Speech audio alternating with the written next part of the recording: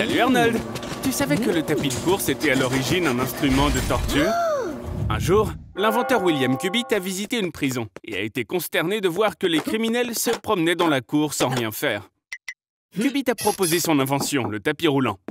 Il s'agissait d'une roue de 2 mètres avec 24 marches. En marchant à l'unisson, les prisonniers gravissaient une colline imaginaire sans fin. Et en prime, ils moulaient du grain. Cependant, le directeur de la prison a décidé qu'il n'était pas nécessaire de moudre du grain. Mais comme punition pour les indisciplinés, c'était parfait. La norme quotidienne a été fixée à 16 630 pieds, soit plus de la moitié de l'Everest. C'était plus épuisant que de travailler dans une mine. En 1902, la roue à pédales a été reconnue comme inhumaine et abolie. 11 ans plus tard, Claude Hagen améliore la roue de marche et invente le tapis roulant. Ainsi, d'instrument de torture, il est devenu... toujours un instrument de torture. Tu devrais savoir à quel point les boissons énergisantes peuvent être mortelles. Les boissons énergisantes sont composées de 4 ingrédients principaux qui présentent un risque. La caféine, la taurine, le guarana et le ginkgo biloba. Une boisson énergisante ne fera pas beaucoup de mal, ni même 2 d'ailleurs. Peut-être juste des maux d'estomac. 2 portions de ces boissons ne dépassent pas la limite quotidienne de caféine. Mais chaque dose suivante risque de provoquer des étourdissements, des nausées, de l'arythmie et une augmentation de la pression artérielle. Cependant, même après la 20e dose, tu seras loin de l'overdose. Car la dose létale, par exemple, de caféine, est d'environ 17 grammes pour un adulte. Et après ça, aucune boisson ne te ramènera à la vie. Si tu ne comprends pas ce que ça représente, imagine ton estomac rempli à ras-bord de liquide, mais qu'il te reste encore 45 litres de boissons énergisantes. Arnold, t'as l'intention d'essayer d'éteindre un volcan avec de l'eau? Idée intéressante, mais d'abord, habille-toi correctement. Pour se protéger de la chaleur et des éclaboussures du volcan, les volcanologues portent des combinaisons de protection en aluminium. Mais n'oublie pas le masque respiratoire à cause des gaz émis par le volcan. En parlant de gaz, si le volcan est immergé dans l'eau et surtout s'il est actif, cela peut entraîner la création d'une pression de vapeur. L'eau peut pénétrer dans les fissures et les pores à l'intérieur du magma. Lorsque le magma contient de l'eau, celle-ci commence à s'évaporer, formant de la vapeur. À cause de la vapeur, la pression augmente, ce qui finit par entraîner une... j'avais pas fini d'expliquer, tu sais. Bon, au moins Arnold, t'auras appris à voler. Si tu tombes dans de la lave, tu ne te noieras pas immédiatement.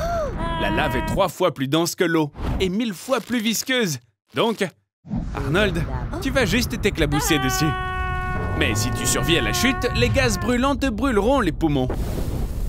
La température de la lave est de 1000 degrés Celsius, soit 4 fois plus chaude qu'un four. Ta peau et tes terminaisons nerveuses brûleront donc instantanément. Et tu ne ressentiras une douleur que pendant une demi-seconde, car le signal de douleur voyage des cellules de la peau jusqu'à ton cerveau. Cependant, les os peuvent brûler pendant longtemps, à une température de 1000 degrés, jusqu'à 1h30.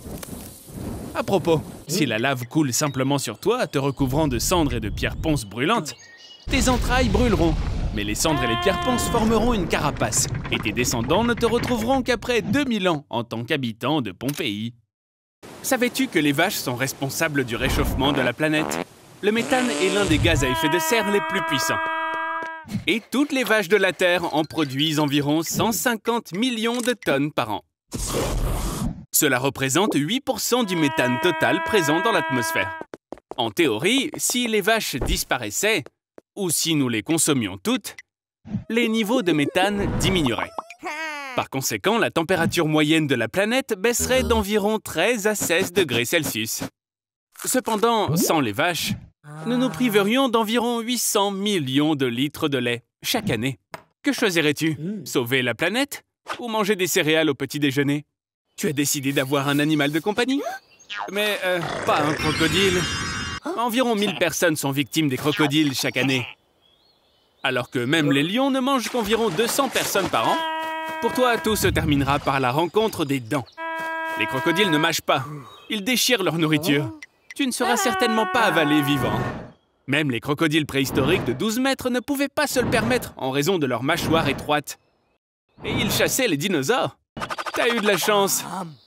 Mais voici la surprise. Maintenant, tu peux t'attendre à des heures d'amusement interactif avec le broyage de pierre. Les crocodiles avalent des rochers qui agissent comme des moulins, broyant les os de leur proie.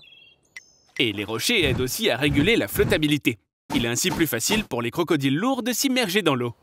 Bonne chance, Arnie. On se voit dans une semaine. Hein? Tu veux faire l'expérience de ta propre vie passée? Essaie l'hypnose. Waouh, Arnold, tu as une vie antérieure tellement géniale. Ou pas. En réalité, les vies antérieures n'existent pas. Ce sont des faux souvenirs créés par le cerveau. Ce dont une personne se souvient sous hypnose, comme d'une vie antérieure, est une compilation de ce qu'elle a vu ou lu. Les psychothérapeutes utilisent cette technique pour résoudre certains problèmes. Mais ça peut être dangereux. Par exemple, lors d'une session de régression dans les vies antérieures, un patient a eu l'impression d'être couché dans un cercueil. Il a commencé à suffoquer. Après la séance, l'homme a eu des crises de panique récurrentes et des problèmes respiratoires. C'est la raison pour laquelle seul un thérapeute agréé peut mener des séances d'hypnose. Ou un clochard. N'est-ce pas, Arnold? Est-ce que tu survivrais si tu perdais 50% de l'eau de ton corps?